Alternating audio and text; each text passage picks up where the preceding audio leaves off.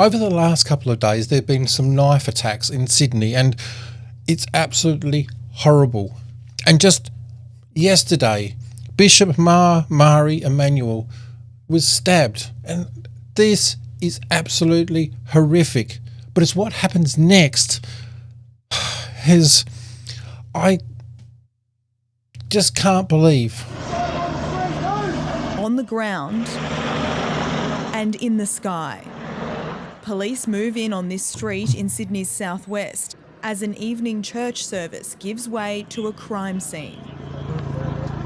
This video, taken from a live stream, shows the moments just before Bishop Mar Mari Emmanuel and Father Isaac Royale were stabbed in their own church. The alleged attacker, who police say is 16, was quickly restrained by parishioners and recorded asking, "Why is he insulting my prophet?" I declared that it was a terrorist incident. And at this point, I just want to stop here for a sec, because this, up until now, this is horrific. This is horrible. This should never have happened.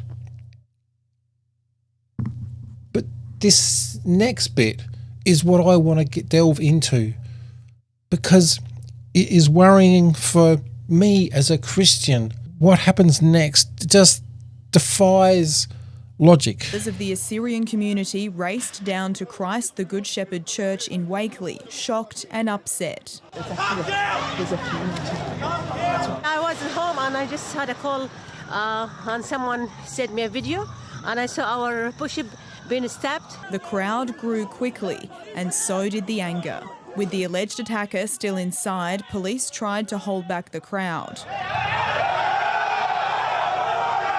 People used what was available to them in the area, including bricks, concrete, palings, to assault police. Our paramedics became just directly under threat and were supported by police and had to retreat into the church. The Commissioner says 3 officers were taken to hospital and more than 40 police cars damaged. Amid the chaos, police deployed capsicum spray, while the faithful prayed for the bishop's health. Okay, I'm going to stop it there for a sec. And I just can't believe that I'm a Christian and I can't believe this is actually happening. And I want to talk about this because there is so much to unpack.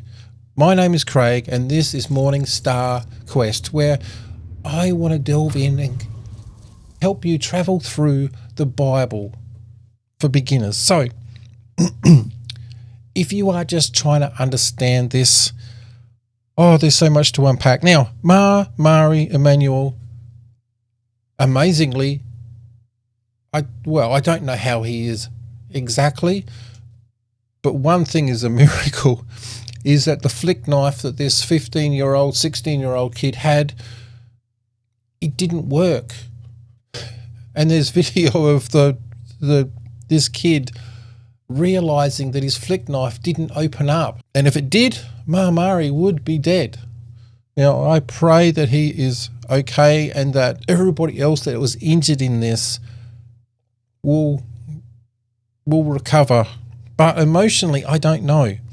But just look at this crowd. I mean, this crowd, it's crazy to think.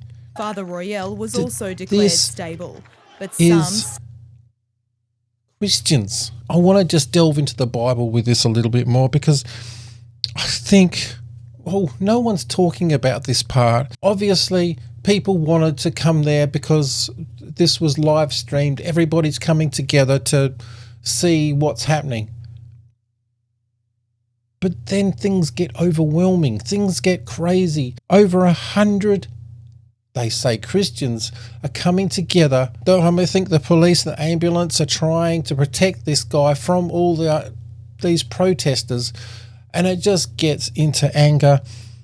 And then there's 30 policemen, 3 get injured. There's helicopters, there's 8 ambulances. all is hindered because of these Christian people that are stopping everything.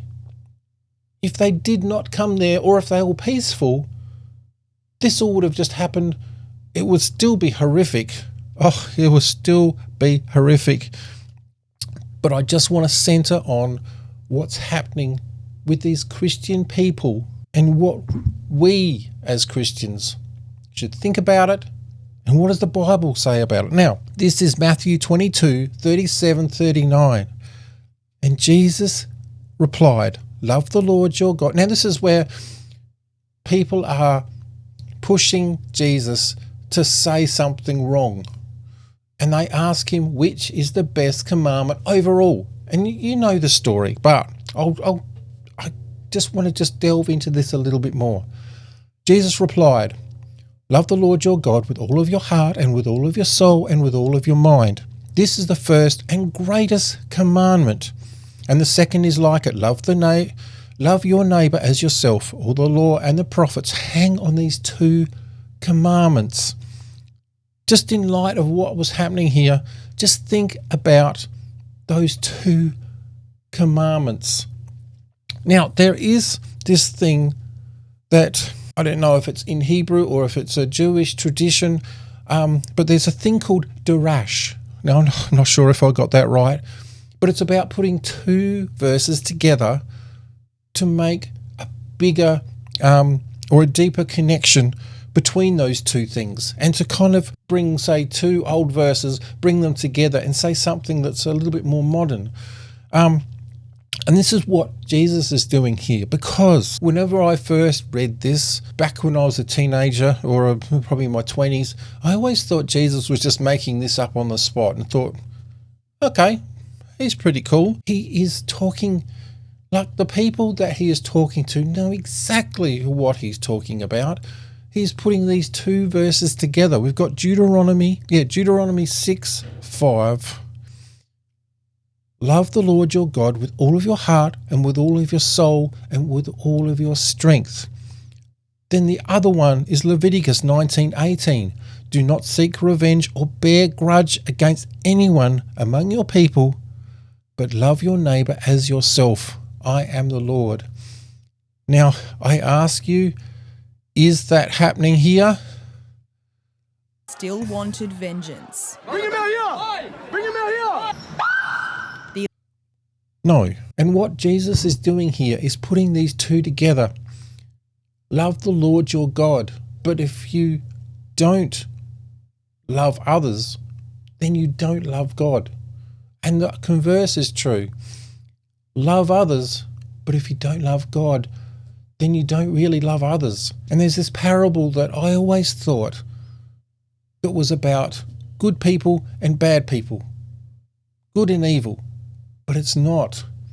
It's about Christians who are acting good and Christians that are acting bad. It's about the sheep and the goats.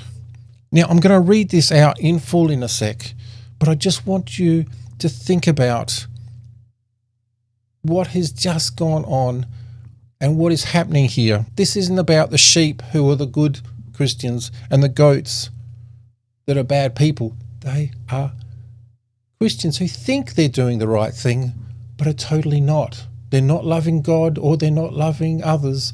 They're not doing both of those things. Just listen to this parable, and I don't know if it scares me enough not to riot like this. The sheep and the goats. When the Son of Man comes in his glory and all the angels with him, he will sit on his throne in heavenly glory. All the nations will be gathered before him, and he will separate the people from one another, as a shepherd separates the goats. For the sheep from the goats. He will put the sheep on his right and the goats on his left. Then the king will say to those on his right, "Come, you are blessed by the Father. Take your inheritance in the kingdom prepared for you since the creation of the world. For I was hungry, and you gave me something to eat. I was thirsty, and you gave me something to drink. I was a stranger, and you invited me in. I needed clothes, and you clothed me. I was sick, and you looked after me. I was in prison, and you came to visit me." Then the righteous will answer him, "Lord, Well, when did we see you hungry and feed you, or thirsty or give you something to drink? When? When did we see you a stranger and invite you in, or needing clothing and clothe you? When did we see you sick or in prison and go to visit you? The king will reply, I tell you the truth, whatever you did for one of these brothers of mine, you did for me. Then he will say to those on his left, depart from me, you are cursed, into the eternal fire. Prepare for the devil and his angels. For I was hungry and you gave me nothing to eat. I was thirsty and you gave me nothing to drink. I was a stranger and you did not invite me in. I needed clothes and you did not clothe me. I was sick and in prison and you did not look after me. They also will answer, Lord, when did you see... Oh, sorry, I'll just start that again. And just this next bit, just imagine these rioters that say they are Christian. This is verse 44. They will answer, Lord, when did we see you hungry or thirsty or a stranger or needing clothes or sick in prison and did not help you? He will reply, I tell you the truth, whatever you did not do for one of the least of these, you did not do for me. Then they will go away in eternal punishment, but the righteous to eternal life. And the thing that gets me with this is not the only parable. There's also the one before it, just leading up to it, is the parable of talents, then the parable of the 10 virgins, and I think there's even one with the seeds.